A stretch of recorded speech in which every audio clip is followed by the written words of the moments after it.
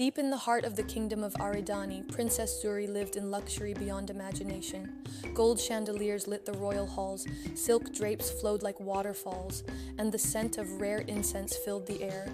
Servants catered to her every need, and nobles bowed in her presence. Yet, despite having everything, Zuri felt like a prisoner in her own home. Zuri's life was planned from the moment she was born. She was expected to marry a wealthy prince, bear royal heirs, and rule with grace. Her father, King Jabari, was strict, and her mother, Queen Amani, constantly reminded her of her duties. But deep inside, Zuri yearned for something different, something real. One evening, Zuri stood by her window, watching the villagers below. They had no silk robes or golden crowns, yet their laughter echoed through the streets. She saw children playing, women selling handmade jewelry, and men working together. For the first time, she envied them. Determined to see life beyond the palace, Zuri hatched a daring plan. Late at night, she wrapped herself in a plain brown shawl, covered her hair, and slipped past the guards. Her heart pounded with excitement and fear as she stepped into the unknown.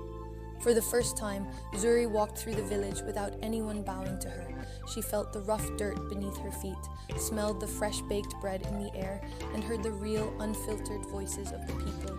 A woman selling roasted maize offered her some, mistaking her for a commoner. Zuri hesitated, then took a bite. The warm, smoky taste was unlike anything she had ever had in the palace. Curious to understand village life, Zuri offered to help a group of women carrying water from the river. The heavy clay pot pressed into her shoulders, sweat trickled down her face, and her arms burned from the weight. But when she looked around, she saw the other women smiling, chatting, and helping each other. Despite the hardship, they had something she had never known: true companionship. As Zuri settled into village life, she met Kai, a young blacksmith with calloused hands and kind eyes. He had no idea who she was, but admired her spirit. They talked for hours about life, dreams, and choices.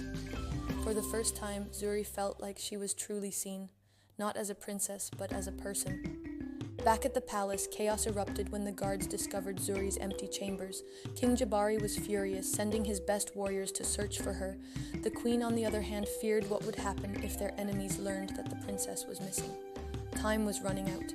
The village was peaceful as the sun dipped below the horizon, casting long shadows over the dirt roads. Zuri, now feeling more at home among the villagers, sat near a fire, listening to their stories. But her heart stopped when she spotted a royal guard on horseback entering the marketplace. His sharp eyes scanned the crowd, and his red and gold uniform was unmistakable.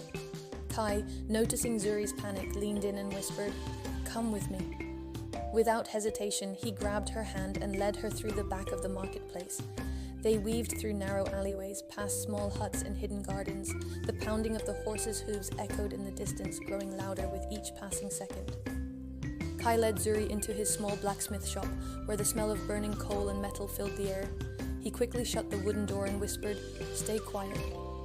They could hear the guard's horse outside, the sound of boots crunching against the dirt as the search continued. Outside, the guard dismounted and approached the villagers. "Have you seen a young woman with bright eyes and royal features?" he asked. The villagers exchanged glances but shook their heads. They had grown fond of Zuri even without knowing her true identity, and they weren't about to betray her. As the guard turned to leave, he suddenly paused. His eyes darted toward the blacksmith shop. "Who works here?" he asked suspiciously. Before anyone could answer, he started walking toward the door. Inside, Zuri's heart pounded. She knew she had only moments before he found her. The door creaked open, and the guard stepped inside. His eyes swept over the room, taking in the tools, the forge, and the faint traces of footprints on the dusty floor. Kai kept his expression calm as he greeted him. "Looking for something, sir?" he asked.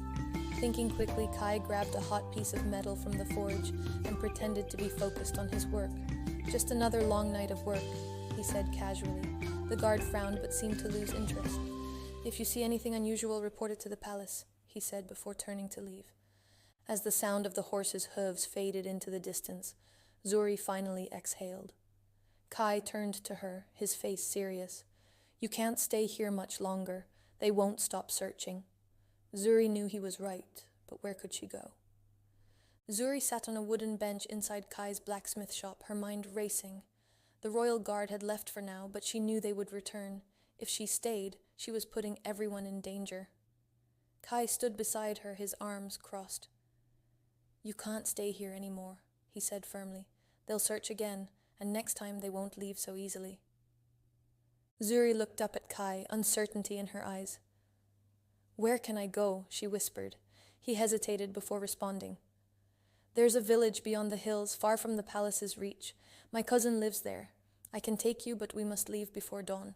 Zuri swallowed hard. She had grown to love this village, but she knew she had no choice. Outside, a shadow moved near the blacksmith shop. A figure hidden in a tattered cloak crouched behind a pile of wooden crates, watching. The person had heard everything. As Zuri and Kai whispered inside, the figure slowly backed away into the night, vanishing into the darkness. As the first light of dawn touched the horizon, Zuri and Kai prepared to leave. She wrapped herself in a brown shawl, hoping to blend in with other travelers. Kai had packed a small bundle of food, and they moved quickly through the quiet village. But just as they reached the outskirts, a voice called out, "Where are you going?" Zuri turned, her heart racing. It was Wema, the village weaver. "Why are you sneaking away?" Wema asked, stepping closer. Zuri hesitated. She had grown close to Wema, but could she trust her with the truth? Kai tensed beside her. "We have urgent business," he said quickly. But Wema wasn't convinced. "Does this have anything to do with the royal guards asking questions?" Zuri stepped forward, lowering her voice. "Wema, please, I need to leave. I can't explain everything, but you must trust me." Wema studied her for a long moment before sighing. "I don't know what you're hiding, but if you're in danger, you should hurry." She looked around before whispering, "Take the river path, it's safer." With Wema's help, Zuri and Kai reached the river path unnoticed. The water was calm, reflecting the early morning sky. They walked in silence, their footprints disappearing behind them in the damp soil. But unknown to them, the hooded figure from the night before had followed, watching from the thick brush. Just as Zuri and Kai rounded a bend in the river, Kai suddenly stopped. His sharp eyes scanned the ground. "Something's not right," he whispered. Zuri followed his gaze and gasped. There were fresh footprints in the mud, leading toward a fallen tree. It was as if someone had been waiting for them. Kai grabbed Zuri's wrist and pulled her behind a tree. "Stay quiet," he whispered. They listened. The sound of rustling leaves and quiet footsteps echoed in the dense forest. Someone was waiting for them. Just as Kai reached for a nearby branch, a voice called out, "There's no use hiding, princess." Zuri's heart pounded. How did they know? From the shadows, the hooded figure stepped forward and lowered their hood. Zuri gasped. It was Wema. "I'm sorry, Zuri," she said, guilt flashing across her face. "I had no choice. They were going to arrest the whole village if I didn't tell them where you were." Behind her, royal guards emerged, their spears raised. The captain, a tall man with a scar across his cheek, stepped forward. "Princess, your father demands your return." Kai stepped protectively in front of Zuri. "She's not going back," he said firmly. The guards tensed, ready for a fight. Zuri took a deep breath and stepped forward. "I will speak to my father, but only on my terms," she said. The captain raised an eyebrow but nodded. "Then come peacefully." Zuri glanced at Kai.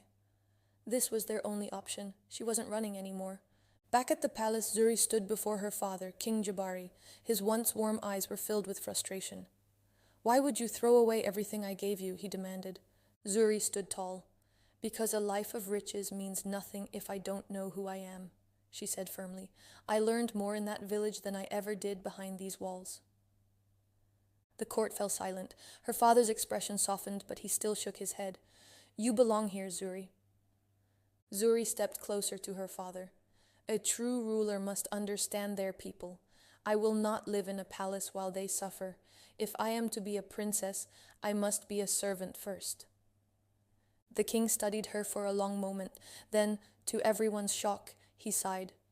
"You have grown, my daughter." He stood. "If this is the life you choose, then I will not force you to stay." Zuri smiled, knowing she had won. She had proven that true wealth was not gold, but wisdom, humility, and love for the people. Wealth and privilege mean nothing if you do not understand the struggles of others. True leadership comes from wisdom, compassion, and the willingness to serve.